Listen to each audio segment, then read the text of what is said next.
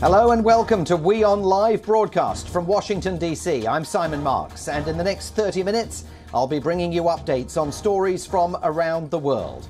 US President Joe Biden and Russian President Vladimir Putin are meeting right now in Geneva. Their historic summit has kicked off, and inside an 18th century villa, a high-stakes face-off is underway.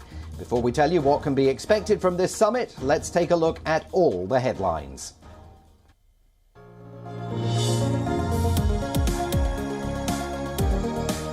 That historic meeting between Joe Biden and Vladimir Putin kicked off in Geneva. US President Joe Biden started the meeting by telling Putin that it is always better to meet face to face.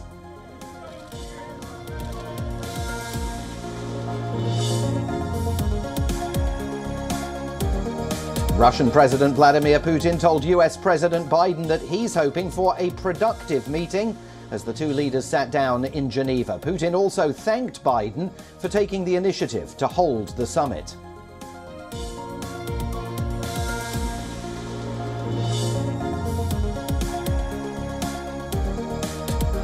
Amid tensions with the EU, UK Prime Minister Boris Johnson warns that he will take steps to ensure uninterrupted post-Brexit trade between Britain and Northern Ireland unless there is progress in talks with the European Union.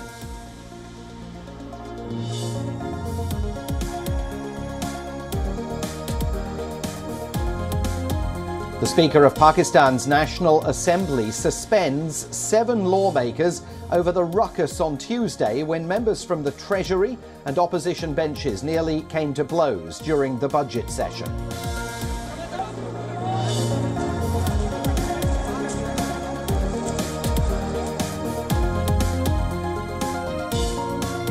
India's IT minister slams Twitter for failing to comply with the government's policies, tweeting that it deliberately chose non-compliance. According to sources, Twitter has now lost its legal protection in India.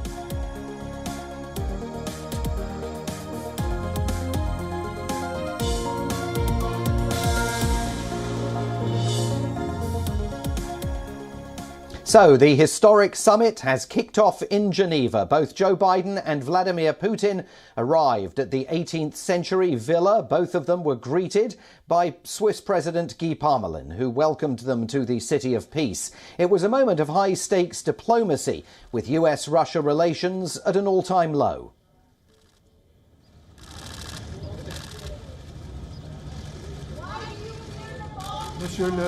Monsieur le Président de la Fédération de Russie, Mr. President of the Russian Federation, Mr. President of the United States, in the name of the Swiss government, I welcome you to Geneva, City of Peace. Switzerland is very honored to host you for this summit and is happy, following the tradition of good offices, to be able to encourage dialogue and mutual understanding. I wish you a fruitful dialogue in the interests of your two countries and the world. The two leaders then ended up shaking hands at the venue. While Biden was all smiles, Putin was very much his typical self. Opening the summit, he said that he hoped for a productive meeting. Can you repair relations today, sir? How will you pressure Putin today? Will you find common ground? Dear President, I would like to thank you for your initiative of today's meeting. I know that you had a long trip and lots of work. Nevertheless, we have lots of questions stocked in Russia-US relations that require discussion on a high level. I hope our meeting will be productive. Well, thank you. As I said outside, I think it's always better to meet face to face.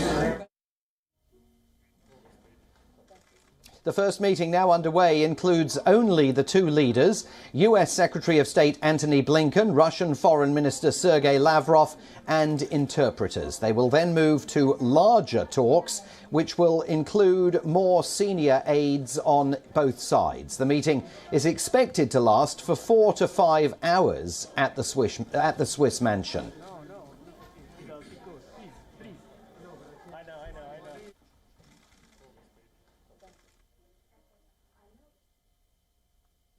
So it's showdown time for Joe Biden and Vladimir Putin as the US and Russia remain at an historic crossroads. Relations between the two remind many of the frosty Cold War era. While there are no great expectations of grand announcements coming out of this meeting, amid plummeting bilateral relations, the meeting is an achievement in and of itself. But for many, the optics are equally important. Biden arrived in Geneva after his power-packed European tour. He rallied the G7 leaders to make tough calls. He stressed the importance of the NATO alliance and pushed his America is back claim in Brussels. For Biden, it was all about uniting the West, an early political trial for his nascent presidency. The idea of like-minded democracies uniting against a common adversary, autocracy.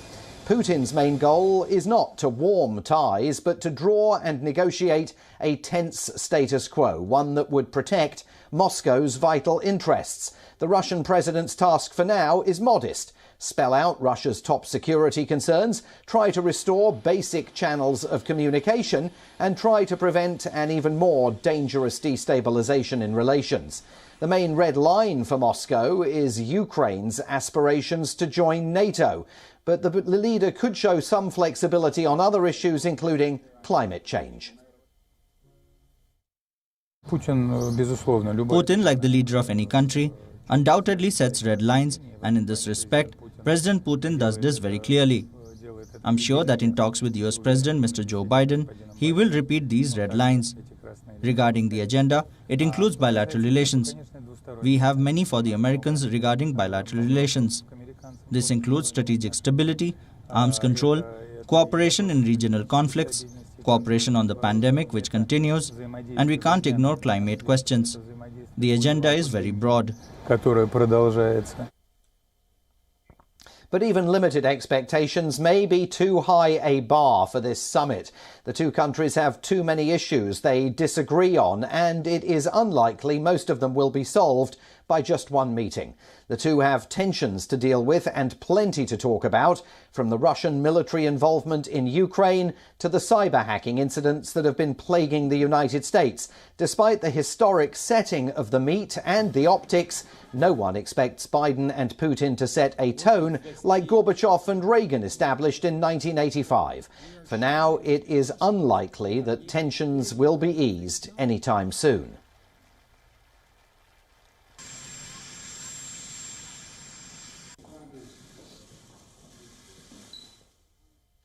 Now, from the height of the Cold War in the 1960s up until now, relations between the US and Russia have consistently remained tense, even after a short-lived thaw achieved in 1985 at that meeting between Reagan and Gorbachev. Successive presidents of the rival nuclear powers have attempted to parley to varying degrees of success and failure. In this next report, we take a look back at some of those era-defining historic encounters. Gave the Soviet leader his first look at America. Since the visit was not universally popular. In what was the first visit by a Soviet leader to the United States, Dwight Eisenhower and Nikita Khrushchev met at Camp David in the September of 1959.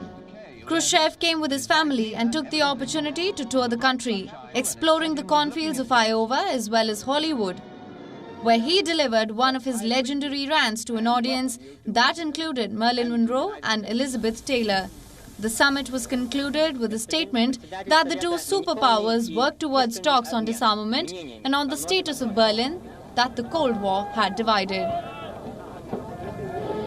The site of Vienna in the spring of 1961 is that... The handsome newbie at the White House, John F. Kennedy, met with wizened experience of Nikita Khrushchev in June 1961 under the Baroque frescoes of former Imperial Schönbrunn Palace, Vienna's Versailles. The summit would prove to be an icy encounter befitting the Cold War era, made chillier by the failed US Bay of Pigs invasion of Cuba that happened shortly before.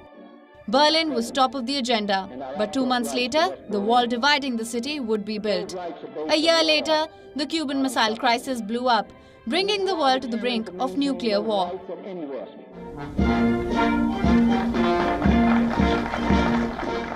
1972. Nixon and Brezhnev. The Vietnam War cast a long shadow over the Moscow summit in May that brought Richard Nixon and Leonid Brezhnev together. A few days before his trip, the US president had ordered massive bombings of Hanoi. But the summit would prove key in ushering in the period of tension between the two superpowers as they signed the SALT and ABM weapons control treaties. Peaceful coexistence was the only basis for relations in a nuclear age. The two men met twice more while they were in power, underlining the thawing ties, but relations would later chill again with the Soviet invasion of Afghanistan in 1979. 1986, Reagan and Gorbachev. In 4 years, Ronald Reagan and Mikhail Gorbachev had 4 summits. Their first encounter took place in Switzerland in 1985, where Reagan, still berating the evil empire and preparing to set up a space between defense system, suggested that he and Gorbachev go for a walk to get some fresh air by Lake Geneva. When they returned, the talk was of chemistry. Reagan found Gorbachev very comfortable, very easy to be with. His wife Nancy later recalled a factor that, with their mutual appreciation, enabled them to throw the arms race into reverse. You shake hands. A year after Geneva, the two superpowers met again in Iceland's capital to discuss eliminating their nuclear arsenals. But the talks collapsed as Washington refused to roll back development of its Star Wars missile defense project, deemed unacceptable by the Kremlin. Yet the summit has since been seen as the harbinger of significant de-escalation and a turning point in the Cold War. It led to a treaty in 1987 under which both powers would eliminate their short and intermediate-range nuclear missiles. Thousands of these weapons were scrapped in what was the first major weapons reduction by the rivals. That's real progress, sir.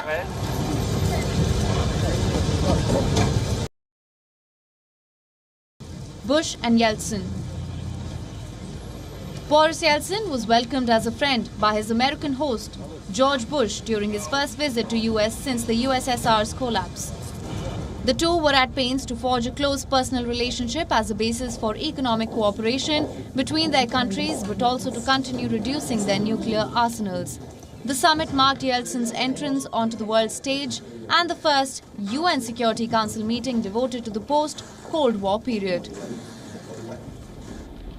1995, Clinton and Yeltsin. Bill Clinton and Boris Yeltsin held 8 summits during their terms of office, which overlapped during most of the 1990s. Their summits included one in Hyde Park, New York in 1995, where at times the two men, who had many disagreements over the years, seemed to get on like old friends. The summit had brought on no breakthrough agreements, but a remark by Yeltsin at a news conference lightened the mood and caused Clinton to burst into uncontrollable spasms of laughter. You were writing was that today's meeting with President Bill Clinton was going to be a disaster. Так вот, не первый раз я вам говорю, что вы провалились. Well, now for the first time I can tell you that you're a disaster.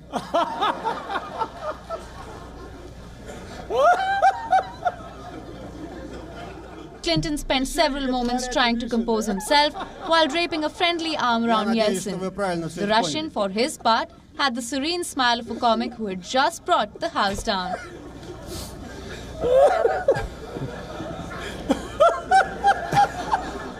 Bureau Report WION, World is One.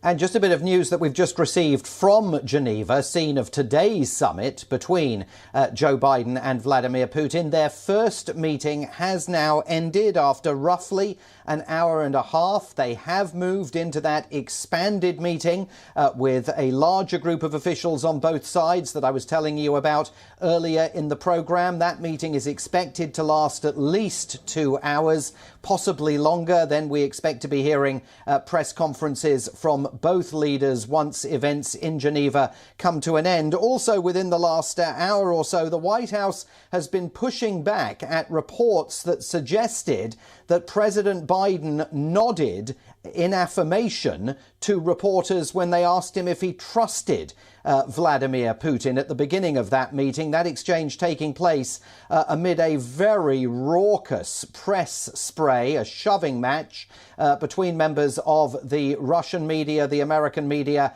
and security staff. The White House press secretary saying that President Biden did not intend to convey in the head movements that he was making that he trusted President Putin, nor indeed that he necessarily had even heard the question. Now, to COVID-19, never far from the headlines. A recent study in the United States has concluded that people in as many as 5 states had COVID-19 antibodies even before cases were confirmed. The research hints at the undetected spread of the virus and raises the question, when did COVID-19 actually start spreading in America? WION correspondent Susan Tehrani reports. A government study released on Tuesday found that residents in 5 U.S. states had COVID-19 antibodies before those states reported their first coronavirus cases last year, signaling that the COVID-19 virus was spreading undetected inside the United States as early as late 2019. A U.S. National Institute of Health news release dated June 15th notes researchers analyzed more than 24,000 stored blood samples contributed by program participants across all 50 states between January 2nd and March 18, 2020.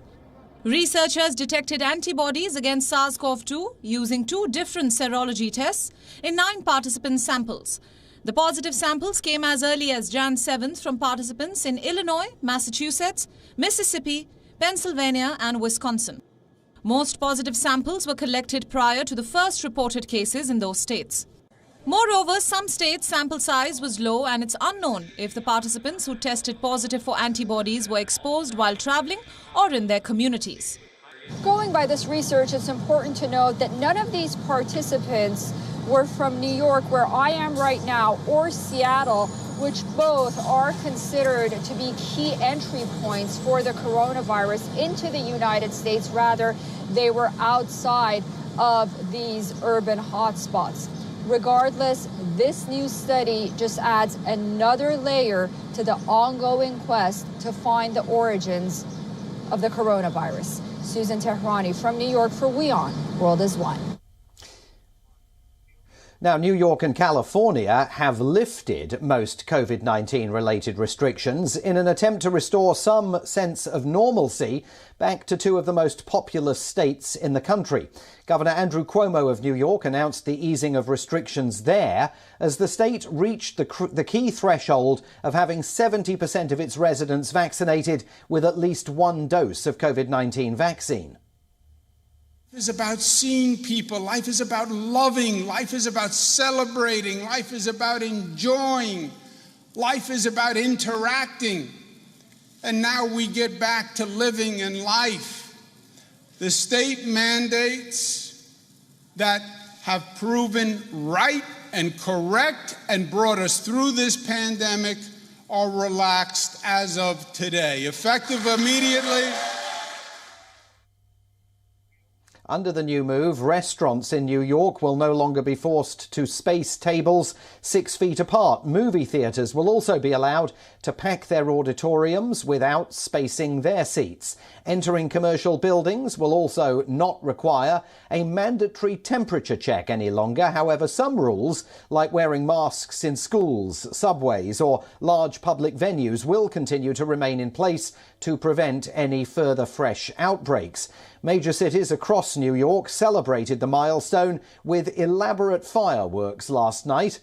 California, too, lifted most of its COVID-19 restrictions, ushering in what has been described as the state's grand reopening. In California, 72% of adults have received at least 1 dose of vaccine.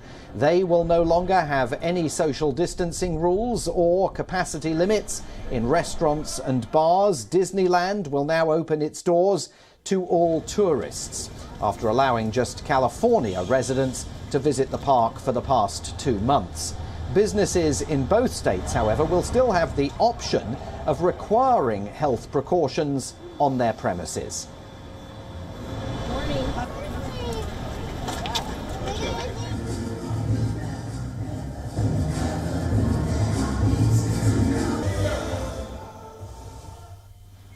To the Middle East now, and after a few weeks of calm, tensions between Israel and Gaza have flared up again. On Wednesday, the Israeli Air Force launched airstrikes on the Gaza Strip after Palestinian militants sent incendiary balloons into southern Israel. The Israeli forces have released a video of the airstrike. It is the first since Prime Minister Naftali Bennett took charge on Sunday. And on Tuesday, more than 1,000 Jewish demonstrators poured into Jerusalem's flashpoint Old City bearing Israeli flags. With tensions high, additional security was deployed in the region. Roads were blocked and the police fired stun grenades to disperse Palestinians from the route. Medics said over 30 people were wounded at the scene, including 2 policemen. 17 people were arrested after the violent march of flags. The march triggered protests in the West Bank and the Gaza Strip and prompted rebukes and warnings from Israel's allies. Tensions soon spilled over to the occupied West Bank, where the Israeli army said that they had shot a Palestinian woman after she attempted to attack soldiers. Israeli troops said they had shot and killed a Palestinian motorist who tried to ram them in the occupied West Bank and then brandished a knife. The airstrikes do not bode well as they mark the first major violation of the ceasefire agreed between Palestine and Israel since May the 21st. Previously, the 11-day conflict between the two killed 256 Palestinians, including 66 children in Gaza, while 12 people in Israel also lost their lives.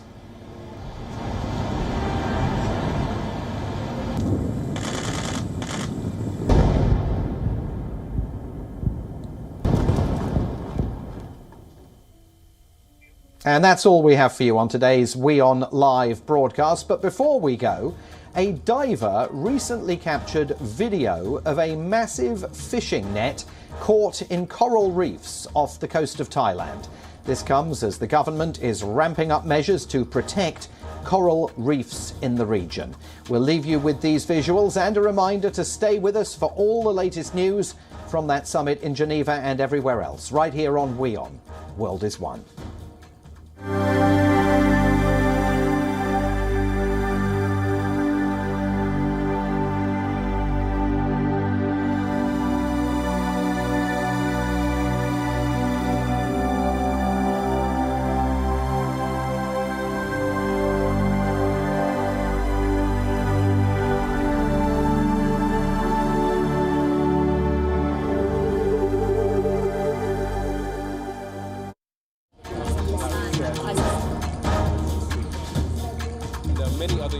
This is right, Arab.